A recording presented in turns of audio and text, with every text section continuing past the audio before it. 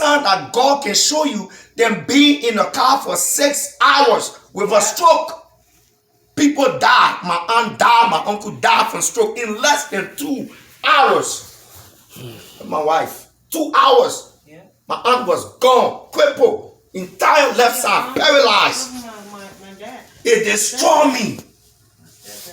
I had to say, at least she in a better place. Yeah. When you give your testimony in that church, when you said 6 hours from that day, I said, God, I have never forgotten your testimony. Every other week, we talk about your testimony. God, you are real. And then I begin to put the puzzle together. We go to a restaurant, we sit there, we eat. We got to eating, we're supposed to come home. But think about it, before we even decided to go to the restaurant, your little sister kept saying, I want to go home. I mean, you said we should come home and cook fufu and eat. She kept insisting, no, I want to go out and find something to eat. Your husband was very hungry. But we waited for almost an hour plus to that restaurant. Patiently waiting. We went in, we ate, you laughed, you talked, we talked about dreams, back home, everything. As soon as we got up in the car, we were supposed to come home. He said, how far it is from here downtown? I want to go to a store downtown. And I said, okay, we can go downtown. We drove, went downtown. The very store we went to was closed. If you guys recall. They were closed. The lady told me she can't open for me to enter the store because they were closed. I was supposed to go down. I said, let me take her around to show you. No. Somebody said, turn around. I made an illegal U-turn. Turn around. And here we are on 90 West, coming home. I never take, what reason will I take 151 up for 90 when we're coming home? No reason. Have you guys thought about it? We were on 90 West. 410. Not 410, but 151. To go home. 90 West bring us straight to the house. By the way, I don't know. I just took 151. I just took 151. What point am I trying to make? I've been up to now. I keep wrestling in my mind, trying to put the puzzle together. You know why? Because God was saying, I'm not ready for my daughter to leave this world. Nor am I ready for her to be crippled or paralyzed or lose her speech because she still has work to do for me. So take 151 for what reason? I don't know.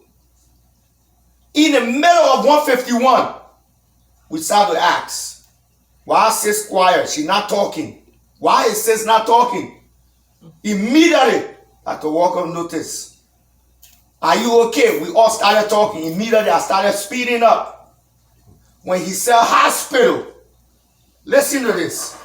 The only thing was on my mind was to drive all the way down and then take 410. I was going to have to take 410 and drive another 20 plus minutes to get you to the hospital. In the middle of the bridge, we're over the bridge. My wife reminded me, say, oh no, the St. Methodist urgent care is right on, oh my God, on Petrenko. I said, oh yes.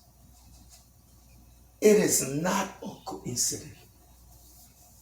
There is nothing that happened without God knowing it. So my point is, when the enemy comes with fear, think of those things, sis. Think about it. Say, it could have been worse. Yeah. I did not even know half of the thing that I did. My husband had to tell me. My sister, my brother told me the way I was acting. And yeah, I said it. I'm in my right mind. I'm talking, I'm eating, I'm laughing, I'm joking. Yeah. Satan, you are a liar. I'm not going to allow fear to take me back because that's where you want me to go. Because why? He knows you will get depressed. Then oppression start to sink in. That's exactly how the enemy deals with those things. Brain is not focusing well for it to heal. So when he come with his fear, tell him in your mind, But wait, I understand you coming with this fear. But I'm still sitting here. Yeah. The first time was 6 hours. They said I wasn't going to talk. I talk, I walk, I cook my own food. I'm still here doing good.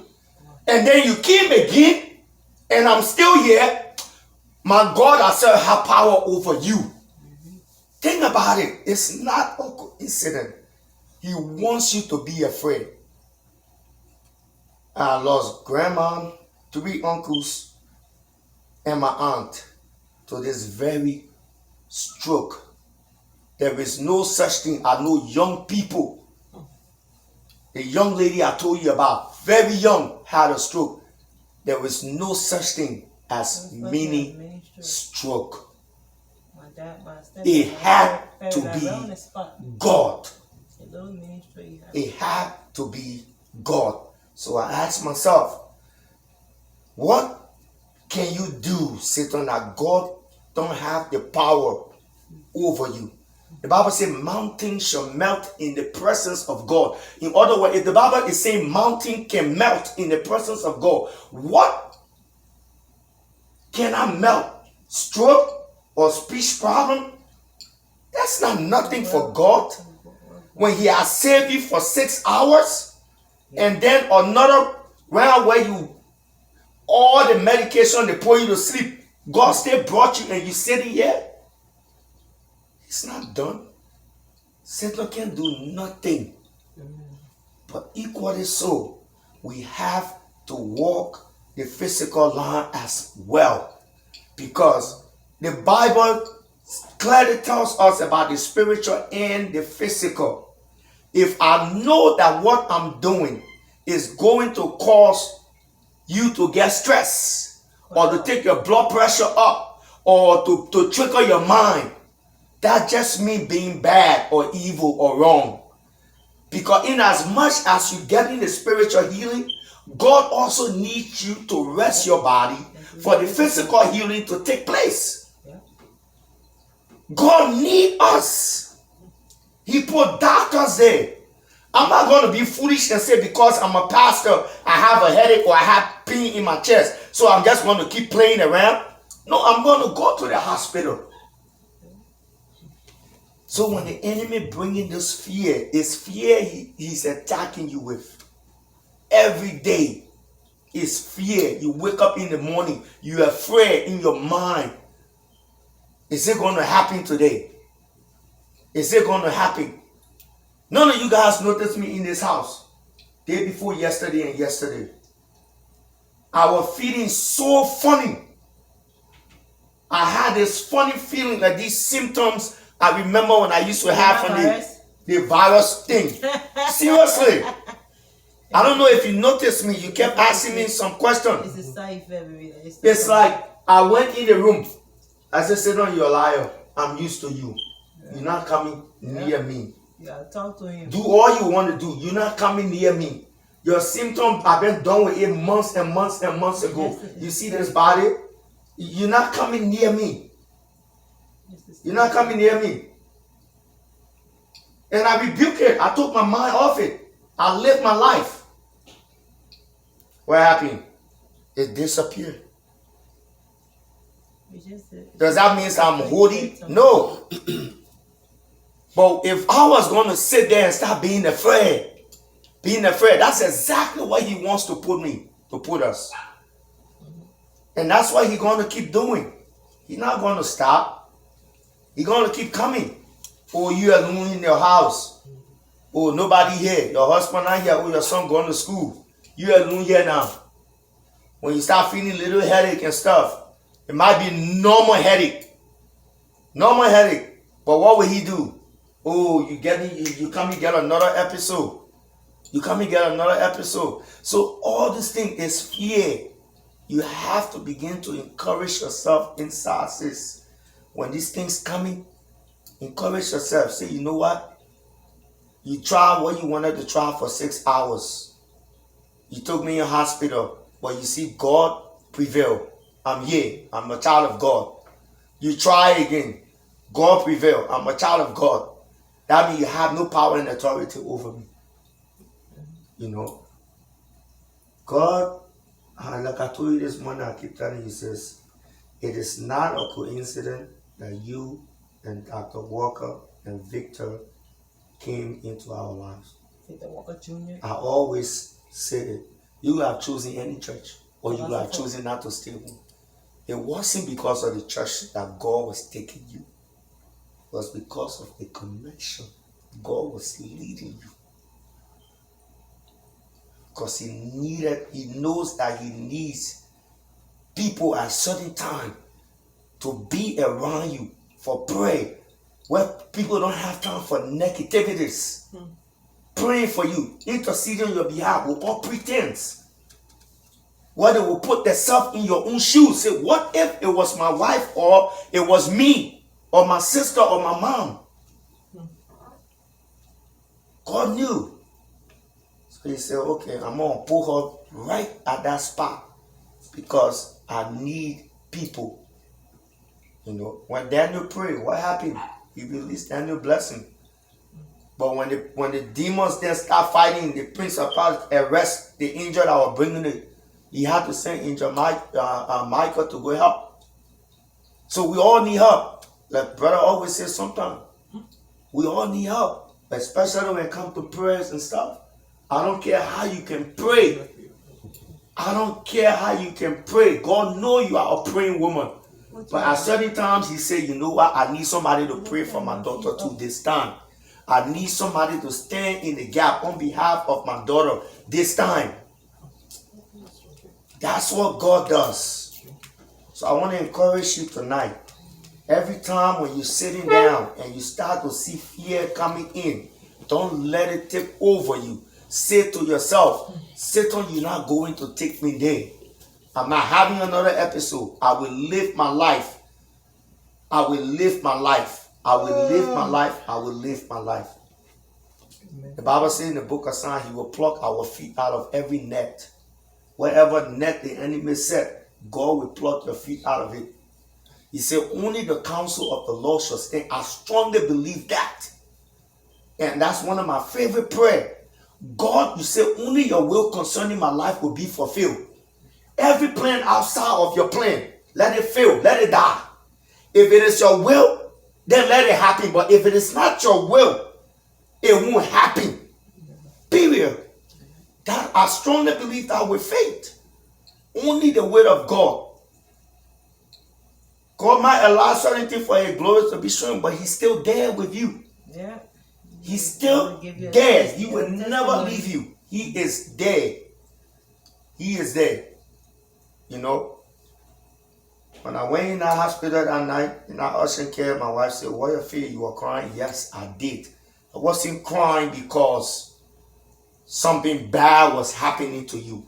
But I was in that car with the pastor on the phone from Ohio, reminding God of his word. If this is the reason why you brought her or connected her with us, before they even take her to the big hospital or whatever, where a stroke or brain swelling or waddle, blood to the hair, stop it, cut it off. I was sitting in that car when they were in that place. I went deep into the spirit. I didn't care what was around me. Yes. So God will not allow anything to happen. He's in control. If God wanted you to suffer, says maybe that there are people that are going into these things, their hand like this, their legs. I know so many people used to get on via bus. I had to walk when I'm talking to them, they say, oh, stroke. Young people too. Young. Are we better than them? Are you better than them? No. But because the hand of God resting upon you, God said, no, he's telling stroke. That whatever agents or demon, he said, not my child, not my daughter. She coming out. She will walk free. She will swing her hand. She will clap her hand. She will talk. She will sing. You know? So don't give up. Don't let fear, the enemy be bringing fear and say, oh, yeah, it's going to happen again. It's going to happen. It's going to happen. You're living your life every few days. He come. Oh, it's going to happen again. Then you stress. You worry. You cry. That's the more you want to put you in depression, oppression, because he don't want you to be happy. Oh my God. You know, he don't want you to be happy. So it is well. Don't give up, sis. Amen. Thank you. It is well. Thank you, Pastor. Don't give up. God is in control. Yeah. Don't give up. Thank you, brother. Thank you. It is well. For your hand. So did you put Howard on that? Thank you so much, brother. Sorry. Amen. It is well, brother. Exhortation. I think when I drink coffee, I don't want coffee. That's I don't right. follow God people that willing, drink coffee. hopefully, we will be strong. This is very needful. Very needful. It is well. It is well. It is well. God knows. You know, you could have chosen to move to any other state. You have chosen to go to North Carolina, wherever. Think about it. You have moved anywhere else. The wife said she didn't work it. The wife said, you come and speak English to know. His wife. Everything just worked in accordance with what we call preempted destiny. Yeah. Something that was just preordained. Yeah. Because I don't know how what we're going to be at this time, because we needed this kind of support, Yeah. and we had nobody here. I don't know how we would have gone through. And each day I'm very grateful. Each day I want to leave. I'm just it's like I'm just stuck. And even this decision for her to go to the East Coast, that's why I talked to her this morning. I said she makes up her mind whatever she decides. But for me, as the husband who may have little voice, because when mothers get to certain places, their children become somewhat more of a priority than even the man. But my will is for my wife to be well. And I know how the support system is. Sentiments and what is important are two different things. I could have sentiments on my mother, but my mother is not able to maintain me. I could have sentiments on my kids, but my kids not able to maintain me. Or my kids may have sentiments for me, but I may not be able to do what they want. Maybe that friend that my kid has would be better than even who the father or the mother, and vice versa. So I'm just saying that such decision is not mine. My decision would be just what I had intended, that my wife would stay here, and because she's the most valuable thing in my life. So for me to entrust her to total, when I say total stranger, in the context of just knowing you guys, you know. But if I would take that drastic decision, knowing me, then that means there is something more than just the short time of this connection. It's a profound spiritual in-depth of a connection, and all the things that led to it for us to be the way we are today. So I take it very serious, although I'm in my state of weakness because I'm very hurt, and I'm angry at the Lord. I can tell that. So it's like I just have no feeling I know. concerning me connecting with Him right now, because sitting down and watching my wife, just calm down, baby, and watching her go through this kind of stuff for no apparent reason. So it's a reflection, and you got some useless people that call themselves people of God that will want to tell you, oh, if you're men of God, why this happen? You shouldn't be sick, or you shouldn't get a headache, or this shouldn't happen to your wife. So those kind of things I battle them, and I stay away from people because they are firstly unintelligent and unspiritualized. Because I don't care who we are in Christ, we will have challenges. And I always take them back to scriptures. People who did greater works than us, what have we done? They had challenges, and they almost gave up. Give up. Some of the children were sick. Some of the Exactly, they children gave died. up. Somebody So- was preaching on the pulpit, lost the whole family. So when you get to this kind of place and you're not able, then there should be someone that will be used to stand in the gap. Yeah. That's what those terminologies are for, intercession. Yeah. Why would you need intercession if you can intercede for yourself? So it comes in because at that moment you just can't. You just can't. Paul was a handicap Yeah. because he had all this zeal. He never knew that he was going to be in prison. In prison, all Now life. he's stuck. Yeah. But Timothy and Titus Yeah. and Philippi, they stood in the gap for him and they carried the mission out. So I'm just saying to let you know that I really endorse this connection that was divinely orchestrated for us to meet like this today, and the love and feelings are so mutual. It's like we've lived together before. We've been familiarized with ourselves for years. That's what's happening here. Yeah. You know, it's just extraordinary, and it's sincere. Yes. Not because I mean, you're not the type of person that, you guys are not the type of people that honor people because of what they have or who they no. are. It's no. I'm just making a sense here. It's because of the naturality of it.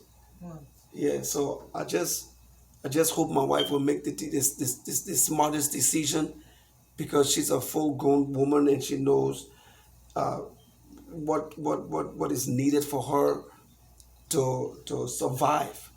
You know, especially prayers, needed prayers. You know, so I'm just saying that I have no voice in there. That decision is hers, and amongst her and what she would want to do for herself. But I'm thankful that these 3 weeks that we've been here, it's been some of the most treasurable times in our lives that we have never had anywhere. We've always been independently separated from people, and we've never had this in our life. If we have it, it will be people that will come to us and be with us, and we will be, of a support to both spiritually. But this is very strange, and that's why I take it very seriously that this is just not ordinary. And I thank you, Sis D, for your love and care. And I hope that, Lord willing, He will take both families to where He intends. Because I'm sure there are better days ahead and much more to be done. Yeah, when I gain my strength back. Thank you. Thank you so much. You're welcome. You are welcome. I was telling my husband yesterday in the car when he picked me up, coming home, and I asked him a question. If you know the reason why God connected us together, and then I said, God connected us because He wants us to learn from each other. Exactly. There's things He wants us to learn from y'all, And vice versa. and there's things He wants y'all to learn from us. I told him that's the reason of this connection. I told him in the choir. I said it's not just ordinary. People don't just get together like that. Only been knowing you for less, not even 2.5 months, and the connection. So this connection is a reason. It's a deep reason that we ourselves have no idea what ahead of us.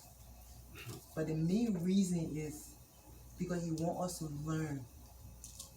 There's something He wants us to learn from each other. Yeah.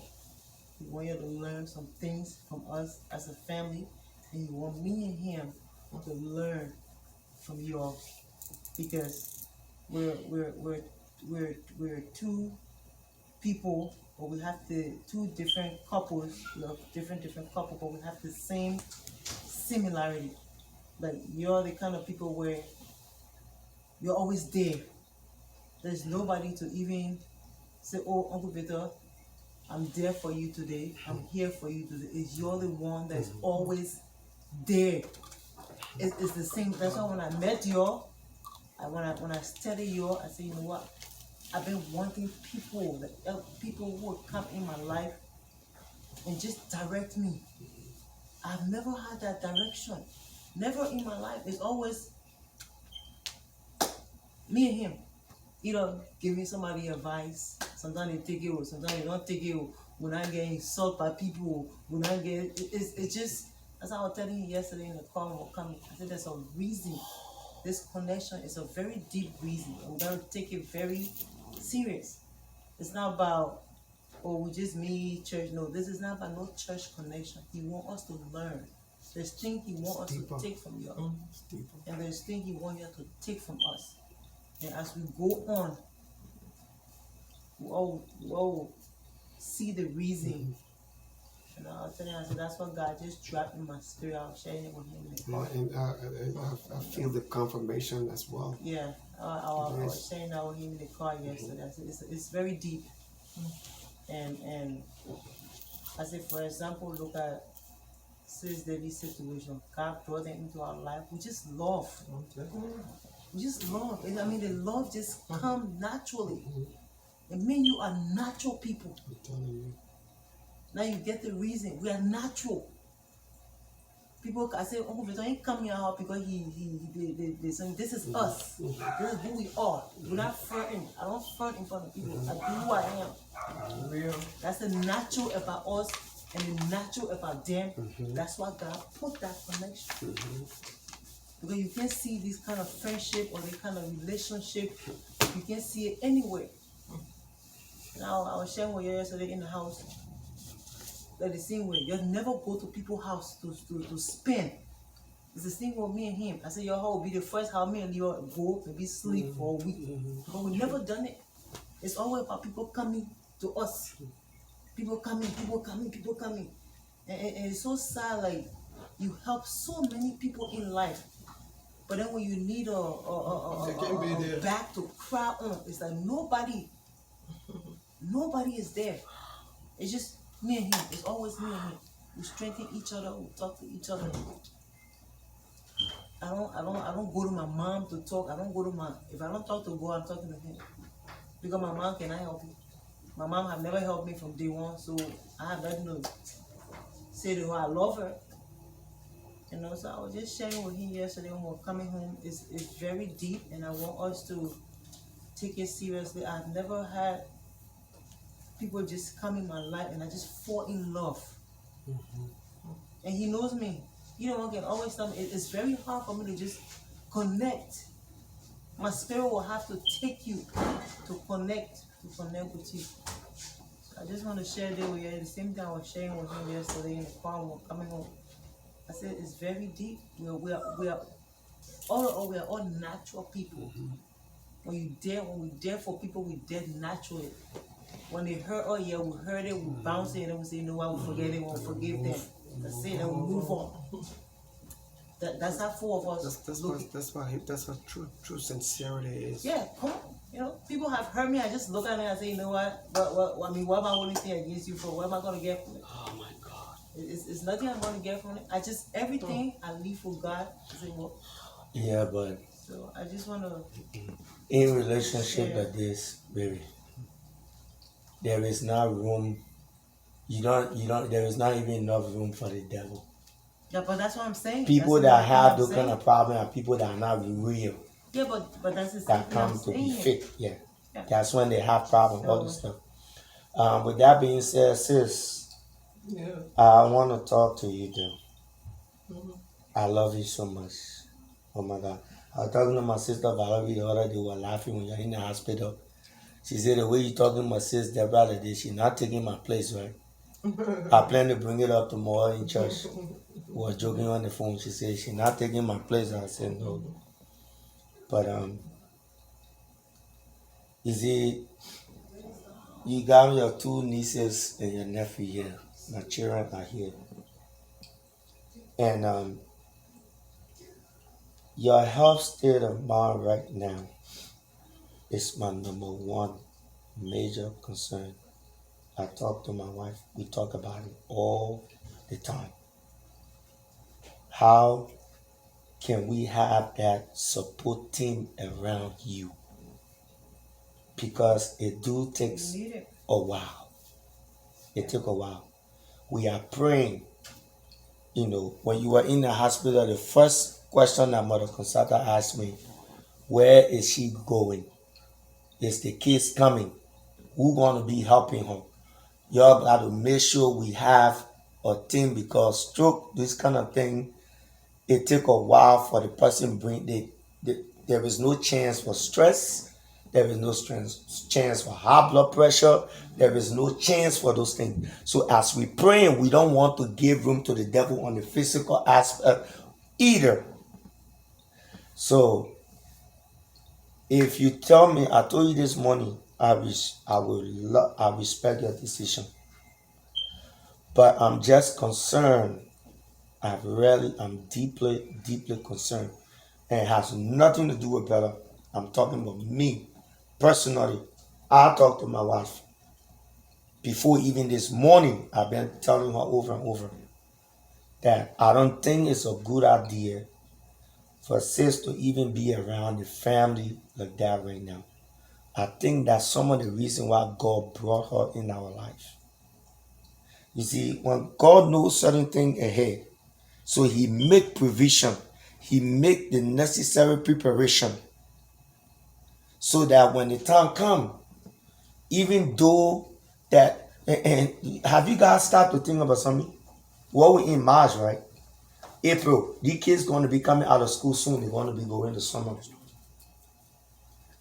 So it's like time. It's like the bottom line I'm trying to make is, Victor, in my handbag.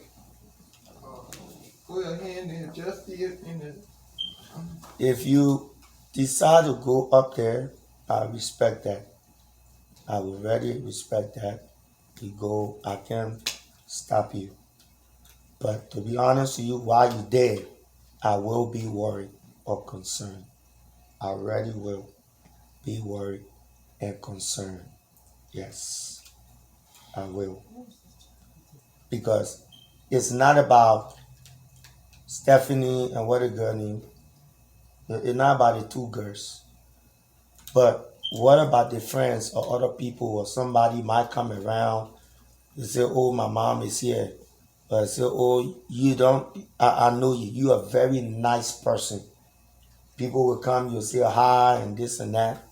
Whether if somebody says something negative, or something that take your blood pressure up, or a phone call come from Africa, or other family member around her, all those things.